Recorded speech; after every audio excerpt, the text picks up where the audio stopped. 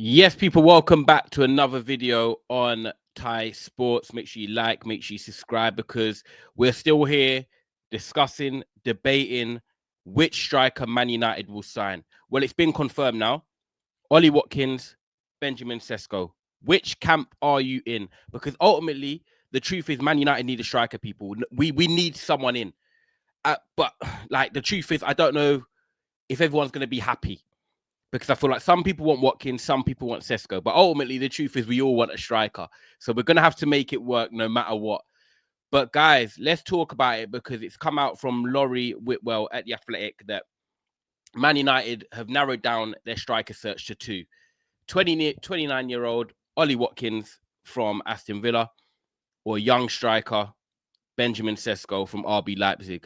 And it is going to be one of the two potentially. I don't see that Manchester United are going to go into this new season without a striker because Ruben Amorim has wanted it, the board wanted it, and we need to score goals. It's simple as that. We're coming off the back of one of our worst seasons. We need to score goals. Guys, I'm not coming on here all year or Saeed TV or Never a Foul on my own channel and Man United are losing because we're just not scoring goals. We're missing chances again and again. I've seen enough of it. And look, I done a video the other day giving props to Rasmus Højlund, right? Because I liked what I saw in his first preseason game against West Ham. Now, I don't know how consistent he's going to be. I don't know if he's going to be able to put the ball in the back of the net, but it's a start. It's a start of a player that's going to prove that he wants to be at Man United. He wants to work hard for his place. And I'm not going to bash anyone for that. I want Man United to succeed. So anyone that wants to try and work hard for their position and try and improve, get slimmer, score more goals, grow a goatee, if you want to call that, Rasmus Højlund trying to change his look, whatever it does to make it work, I'm happy for that. So let's see if Rasmus Højlund can improve because we all know in front of goal, he's not clinical enough. We all know his overall game in terms of hold up and link up is not clinical enough. So that's Rasmus Højlund. You've then got Joshua Zirkzee, who I actually think should be the starter at Man United so far going into the new season. I think his back end of the last season was important. It was crucial. We could see him growing, holding the ball up, linking it up, starting to dribble with it, some nice touches here and there. I think that Zirkzee is ready to have a big season. However, with Joshua Zirkzee, obviously a slight injury. He's done his hamstring a little bit in training, so he needs time to recover, recuperate, right? So we need a player that's going to be fit and available. And right now, that's Rasmus Højlund, Joshua Zirkzee recovering. So will he be ready? Will he be fully fit in time for the start of the season? I don't know. So then that leads us on to the striker market. So you've got Joshua Zirkzee that's more of a hold-up sort of player, a link-up sort of number 9, a false 9, do you want to call it that? He's not going to be someone that's going to get you 25 goals in the league, right? Then you've got Rasmus Højlund, who's got the more of a profile of a last-man striker or on the shoulder, an old-school sort of feel, wants to get in behind. He doesn't really want to come deep and link up and he has that technical ability. That's not Rasmus Højlund. However, what does Ruben Amorim want? For me, Ruben Amorim prefers a striker like Rasmus Højlund. He wants someone that can get in behind, stretch the pitch. Victor Gyökeres, a player that's gone to Arsenal. We've seen that, people, with him breaking in transition, being able to carry the ball down the left-hand side, cut in, bang. Play 1v1, balls over the top, Gyökeres, bang. Run the channels, bring others into play, Trincao, Pedro Goncalves, other players, but you're able to run the channels. You're athletic, you're mobile. Now, I'm not saying Zirkzee isn't. He's just less mobile than Højlund. But I feel like Xerxes' wavelength is definitely on definitely on more on a par with the players that we've got right now. They seem more in sync. Højlund lacks the intelligence, but he has the profile of what obviously Ruben Amorim's demanding. So then which striker did Man United go for? Because you've got Benjamin Sesko, who's obviously a tall, rangy player. He is mobile for a tall player. I will give him that. He's not exactly the quickest, but he's mobile. He can run over long strides. And I think the longer he picks up speed, the quicker he gets. So he's languid in his style, but he can move. I've seen some of his goals for Leipzig. He's got the dribbling ability to take on some players.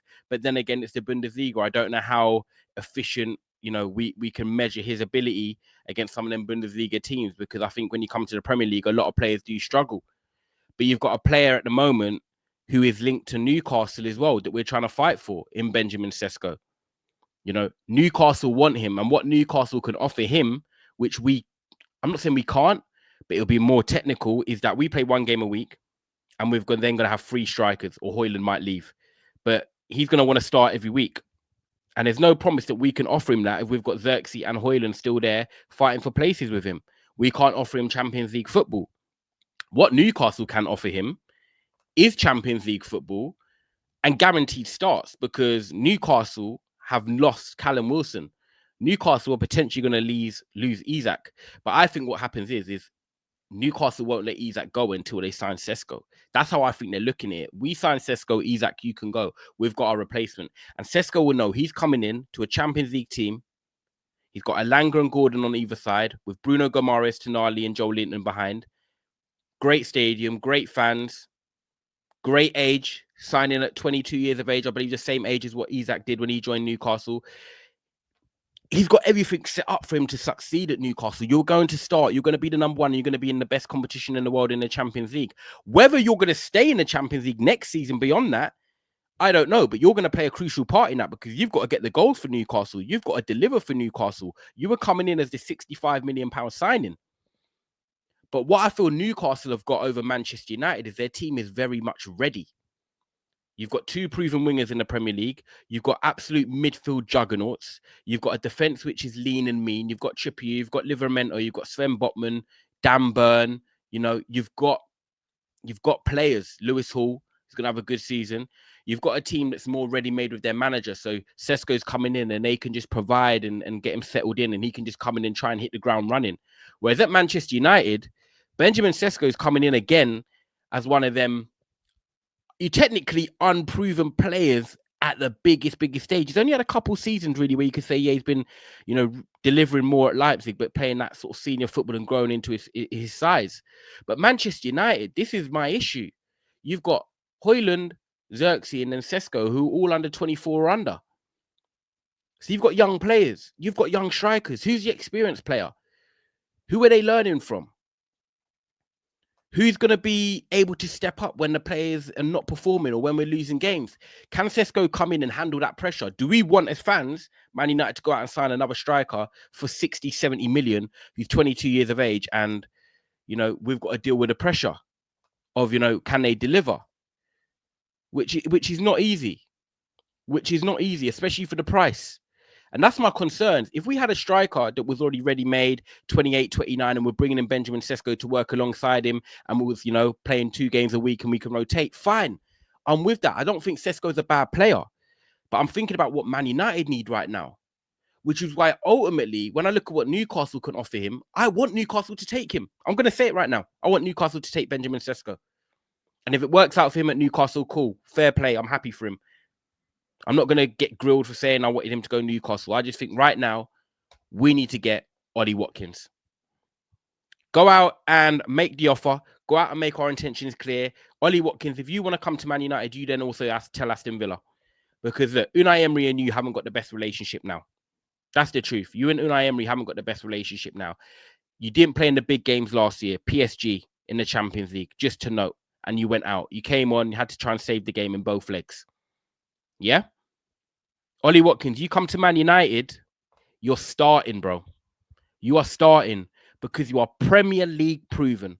75 goals in the Premier League, 29 years of age. You've been there, done it, wore the t-shirt, no adaptation period. We know what we're getting.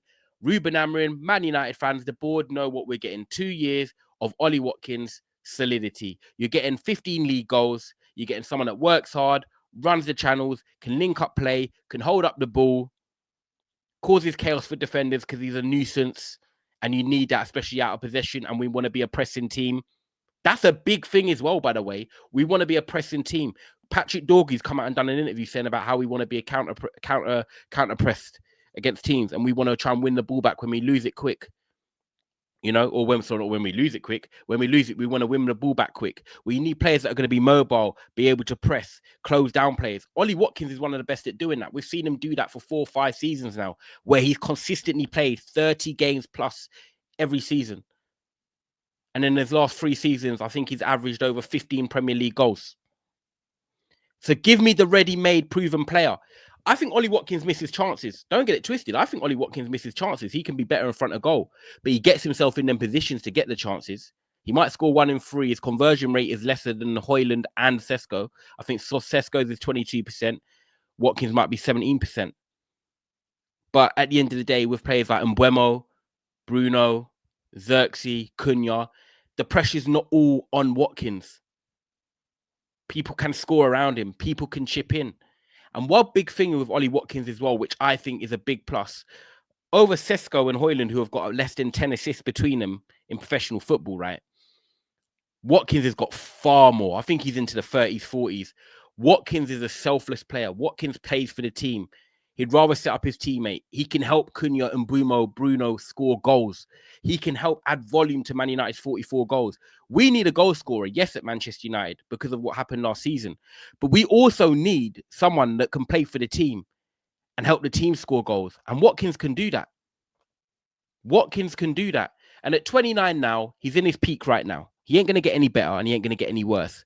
The next 2 years are Ollie Watkins coming to Manchester United, the biggest club in England by name, and helping us get back into the Champions League and getting back into the top. And think about it. A front three of Mbeumo, Cunha and Watkins. I'm sorry, that scores goals. I'm sorry. That scores goals. Don't tell me it doesn't. Don't type in the comments that front three stinks, because no, it don't. It smells nice. It's walking into your nan's yard and she's got the nice curry goat on, and you know, I know what I'm having. I know what I'm having. It's ready made. It's done. I could close my eyes. Lovely. Because you know it tastes good. Mbeumo, Cunha and Watkins, it does well. It's the light skin front three.